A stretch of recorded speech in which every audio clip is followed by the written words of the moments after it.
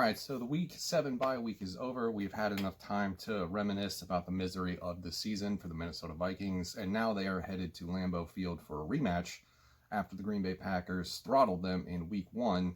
And I'm not too confident about the outcome of this game or, the matchup in general, but at least it's an opportunity to showcase what they've done on that bye week, how they've decided to come into the second half of the season, what adjustments they've made, and really what the direction of this team is going forward. So taking a look at the tail of the tape, as I said, I'm not very confident because on paper this looks like a one-sided matchup, go figure, because the Packers outrank the Vikings in a lot of statistical categories with the exception of one.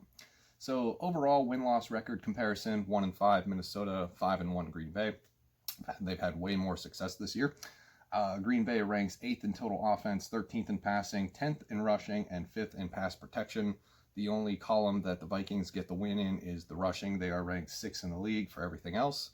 14th in total offense, 22nd in passing, 28th in pass protection. Now, Pat Elflein does return off of IR this week, so I don't know if he's going to be put right back into it.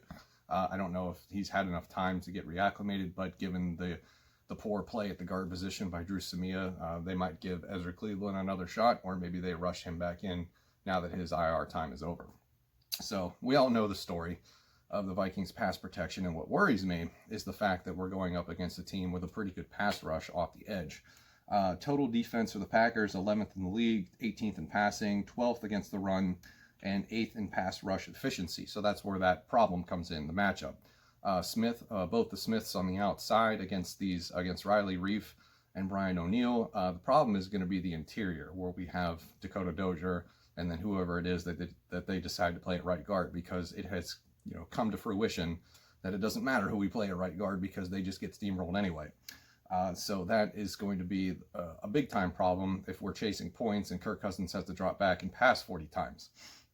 For the Vikings defense, it's one of the worst in the Mike Zimmer era, probably the worst since his first year in Minnesota. 29th in total defense, 29th against the pass, 22nd against the run, 14th in pass rush efficiency. Now, that number's probably going to come down significantly because this is the post-Ngakoue era. He has been traded to Baltimore, and all of his pass rushing ability has gone with him. So we turn to Odenigbo, and I believe the other starter is going to be Jalen Holmes, and DJ Wonnum will rotate in and out. I think DJ Wonnum eventually is going to take over the other starting position. It's just a matter of time. I don't know what it is about these rookies that don't get a lot of playing time right out of the gate, and one of those has been Jeff Gladney, who played 12% of the defensive snaps against Green Bay in Week 1, which was kind of odd. It took him a couple weeks to get acclimated to the system where he's now playing 100% of the snaps. So it's just bizarre how we've, sort of coddled James Lynch and Wonnum and all these other rookies into this when, this has been the year, if any, that you need them to step up right out of the gate. So as far as the defensive comparison goes, I expect Aaron Rodgers to do what he's done all season, and that's pick apart opposing secondaries, mostly because Minnesota Vikings secondary is very, very injured right now, and that is a good segue into the injury reports that came out today. Final Friday editions. Waited as long as I could to do this so that we could get the Packers involved. They posted a little bit later for some reason. But as far as the Vikings go, they will lose 3 of their top 4 corners for this matchup. Mike Hughes is out with the neck injury. Holton Hill is out with the foot injury, and Cam Dantzler has been placed on the COVID-19 list, so he is unavailable as well. The other addition to that COVID-19 list was Todd Davis, the linebacker. He was added early this morning, and we didn't learn who it was until about an hour ago. So that is a significant problem for the Vikings defense going up against an MVP candidate quarterback this season. For the Packers, the injury list is much longer, but I think they have a lot more participants on that list than one would believe. A lot of limited participants, but I highlighted the did not practices because I believe those are the most significant. And it looks like Kevin King, Mason Crosby, and Aaron Jones were the 3 big names for the did not practices for back-to-back days.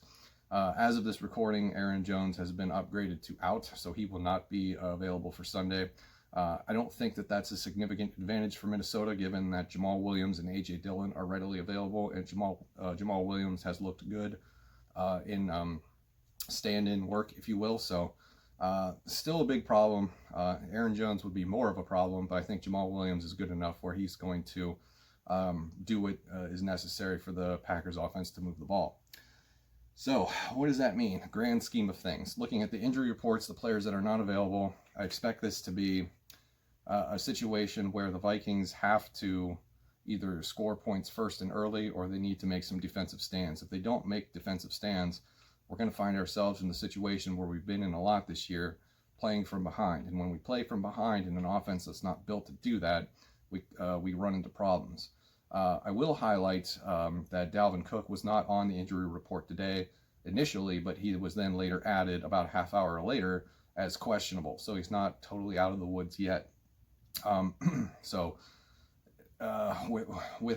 Dalvin Cook, I think the offense downgrades just a little bit. Alexander Mattison is still a pretty good running back, but he's not the 1A to 1B that I thought he probably was given the performance against the Falcons.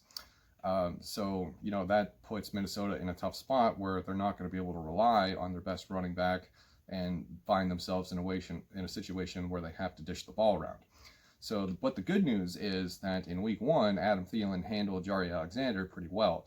Jaire Alexander has since then been a complete shutdown corner, but that first week, Adam Thielen got a little bit of the best of him, even if it was garbage time.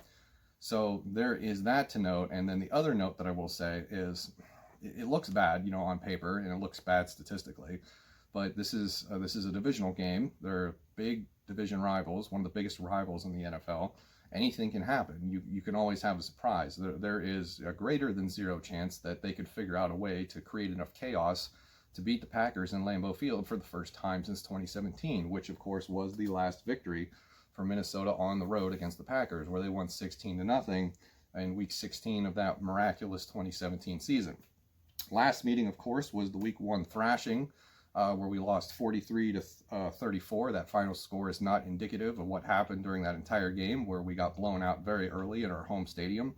So we're going to be looking for a little bit of revenge, in my opinion, although I think it's going to be pretty hard to come by. Everybody on the offense has to play their A game. Otherwise, we're going to find ourselves down chasing points once again. And that's about it. That's really all I got. The statistically, it's tough. I think with the cornerbacks being out for the Vikings, that presents a huge problem, how they're going to, navigate that. If another injury happens to Jeff Gladney or Harrison Hand, God forbid, we may be looking at a situation where we have to bring in a receiver to play corner. Because I know Chris Boyd has also been on the injured list with the hamstring, and I think Josh Metellus was on there as well, but I think he was a full participant, so that should be okay. So I don't know. I don't know how this situation is going to play itself out on Sunday. We definitely don't have the linebacker depth to make up for it with a base defense of like a 4-3 and just only run 2 corners all the time. And who's to say that the game plan for Sunday for Green Bay isn't to come out and just run 4 wide receiver sets forever, because with Aaron Jones being out, they could logistically do that. So it'll be an interesting matchup to see how everybody handles it. Not overly confident for a W, but if we were going to get only one more win for the season, I would want it to be this one, and then we can lose the rest of the way and get the good draft pick. But the good news is that the Falcons sort of helped us with that yesterday on Thursday night by getting the win over Carolina, so that puts them at 2 wins. We remain with 1, so if that holds, we will pick ahead of them in the draft, so we'll move up a spot. So that's going to do it for this video. Thank you much for watching, and I'll see you on Sunday.